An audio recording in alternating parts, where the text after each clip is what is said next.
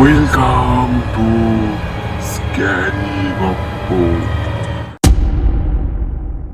Hello বন্ধুরা, আমি আছি প্রকাশ তোমাদের সাথে, আর তোমরা শুনছো স্ক্যারি গপ্প। আজকে আবার নতুন একটি ভূতের গল্প নিয়ে চলে এসেছি তোমাদের পরিবারে 91 এপিসোডে। তোমাদের সবাইকে স্বাগত জানাই। তোমরা তাড়াতাড়ি এখনও যারা চ্যানেলটি সাবস্ক্রাইব করোনি তারা তাড়াতাড়ি চ্যানেলটিকে সাবস্ক্রাইব করে সঙ্গে থেকো। চলো আজকের গল্পটা শুরু হচ্ছে। গল্পের নাম বই পাড়ায় ভূতের তাণ্ডব। ভূতের রাজ্যে আজকে বিশাল গোল টেবিল বৈঠক বসেছে।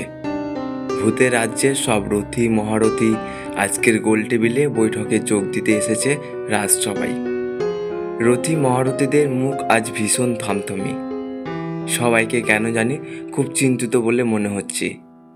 সাধারণ ভূতেরা অবশ্য এই গোল টেবিল বৈঠকের বিষয়বস্তু কেউই জানে না।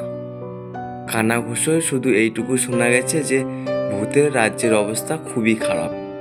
একসময় নাকি এই ভূতের রাজ্যে উঠে যাবে। সত্যি খুবই চিন্তার ব্যাপার। ভূতের রাজ্য যদি একসময় উঠে যায় তাহলে এত হাজার হাজার লক্ষ লক্ষ ভূতের কি হবে? সঠিক সময় ভূতের রাজা রাজসভায় গোল টেবিল বৈঠক শুরু করলেন। ব্রহ্মদৈত্য, লম্বভূত, বেটে ভূত, লিডার ভূত, মন্ত্রী ভূত সবাই একেবারে ঠিক সময় হাজির। গোল টেবিল বৈঠকে ভূতেদের রাজামশাই প্রথম প্রশ্নটা তুললেন। আজকাল আর ভূতেদের নাকি মানুষরা একদম ভয় পাচ্ছে না। এর কারণ নিয়ে আজ এই বৈঠকে আলোচনা হবে। মন্ত্রীমশাই বললেন, হ্যাঁ তো, ভূতেদের দারুণ সমস্যা। আগেকার দিনে বাচ্চারা ভূতেদের নাম শুনলে ভয়ে শিউরে ওঠো, আর এখন ভূতের গল্প পড়তেই নাকি বাচ্চারা বেশি ভালোবাসে। মন্ত্রীর কথা শুনে রাজামশাই বললেন, বলো কি হে, বাচ্চারা আমাদের আজকাল ভালোবাসছে? এত আনন্দের কথা। লম্বুভূত রাজার কথায় ফুন্নট কেটে বলল, বাচ্চারা আমাদের ভালোবাসছে না কচু, আমাদের নিয়ে রঙ্গরসিকতা করছে। রাজামশাই আতকে উঠে বললেন, হ্যাঁ বলো কি, আমাদের নিয়ে রঙ্গরসিকতা করছে? লম্বুভূত বলল, হ্যাঁ সেই কথাই তো আপনাকে বলছি। আর আমাদের নিয়ে রঙ্গরসিকতা করতে সাহস পাচ্ছে কাদের জন্য জানেন? ভূতের রাজা লম্বুভূতকে জিজ্ঞেস করলেন, কাদের জন্য? লম্বুভূত তখন বলল, এইসব লেখকদের জন্য। আজকাল সব লেখকই ভয় পাওয়ানো ভূতের গল্প আর লিখছেন না। সবাই নাকি আজকাল ভূতেদের নিয়ে সব মজার গল্প লিখছেন। রাজামশাই বললেন, তা লম্বভূত তুমি এত সব খবর পাচ্ছ কি করে? সে আর বলবেন না, আমাদের ভূতেদের রাজ্যে বেশ কয়েকজন লেখক এসে হাজির হয়েছেন।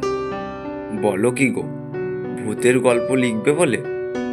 না না, এখানে আর ওদের ওই মিথ্যে মিথ্যে বানানো ভূতের গল্প কে পড়বে তাহলে? আরে ওই লেখকদের মুখেই তো শুনলাম কলেজ স্ট্রিট বইপাড়ায় একদল প্রকাশিত প্রতি মাসেই কারি কারি ভূতের বই প্রকাশ করছে, আর হট কেকের মতো সেগুলো পাবলিকরা গিলছে। রাজামশাই আঁতকে উঠে বললেন, বলো কি, সেসব গল্প কি থাকছে শুনেছ? তা আবার শুনিনি। ওখানকার লেখকরা আর আগেকার দিনের লেখকদের মতো গা ছমছম করা ভূতের গল্প লিখছেন না। আমাদের নিয়ে সব রঙ্গ করে মজার গল্প লিখছেন। রাজামশাই এবার রেগে গিয়ে বললেন, কি এত বড় স্পর্ধা? আমাদের নিয়ে রঙ্গরসিকতা? এ আমি কিছুতেই সহ্য করব না। এর একটা বিহিত করতেই হবে। বেটে ভূত এতক্ষণে মুখ খুলল, আচ্ছা রাজামশাই, আপনি যদি আমাদের সব বেটে ভূতদের একবার হুকুম দেন তাহলে আমরা সবাই বইপাড়ায় গিয়ে টপাটপ সব ভূতেদের বইগুলোকে হাফিস করে নিয়ে গঙ্গায় ফেলে দিয়ে আসতে পারি। তাহলে আর বইগুলো পাঠক পাঠিকার হাতে যাবে না। রাজামশাই একটু চিন্তা করে নিয়ে বললেন, তা অবশ্য করতে পারো তোমরা, কিন্তু তাতে কি কোনো সমাধান হবে? বেটে ভূত রাজামশাইকে বলল, কেন হবে না সমাধান? রাজামশাই বললেন, কি করে হবে? আবার তো ওই লেখকগুলো আমাদের নিয়ে আরও অনেক রঙ্গরসিকতা করে লিখতে বসে যাবে। ভূতের নাম শুনে যে কটা মানুষ যাও একটু আধটু ভয় পায়, তাদের মন থেকে ভয় একেবারে কর্পূরের মতো উবে যাবে। মস্তান ভূত এবার মাথা নিচু করে রাজামশাইকে বলল, প্রভু, আপনি যদি আমায় অভয় দেন তো আমি একটা জব্বর প্ল্যানের কথা বলতে পারি। মস্তান ভূতের এরকম অনুনয় বিনয় শুনে রাজামশাই বললেন, বলো, তোমার কোনো ভয় নেই?" মস্তান ভূত বলল, "কিছু না স্যার, একবার শুধু হুকুম করুন, সব লেখকদের বাড়িতে একদিন গভীর রাতে গিয়ে সামান্য একটু ভড়কে দিয়ে আসি। দেখবেন আগামী 1 মাসের মধ্যে লেখকরা এমন সব ভূতের গল্প লিখতে শুরু করে দেবে, বই বেরোলেই বিকৃত হবেই, আর সেই সঙ্গে পাঠক পাঠিকাদের গায়ে কাঁটা দিয়ে উঠবে।" রাজামশাইয়ের মস্তান ভূতের প্ল্যানটা দারুণ লেগেছে, তাই মস্তান ভূতকে বললেন, "তাই করো, এসব না করলে আর হচ্ছে না। লেখকদের একটু ভয় পাইয়ে এসো তো। আসলে লেখকদের তো কোনো ভূতের অভিজ্ঞতা নেই, কিন্তু তারা লিখতে বসে গেছে।" আজকের এই গল্পটা একদম কাল্পনিক ছিল, শুধু গল্প বিনোদনের জন্য। তোমাদের এই গল্পটা কেমন লেগেছে অবশ্যই তোমরা কমেন্ট করে জানিয়ে দিও।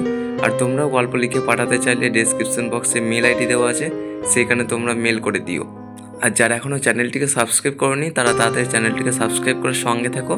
তোমরা একটু সাপোর্ট করো, আর দেখা হচ্ছে তোমাদের সাথে পরবর্তী একটা গল্পে।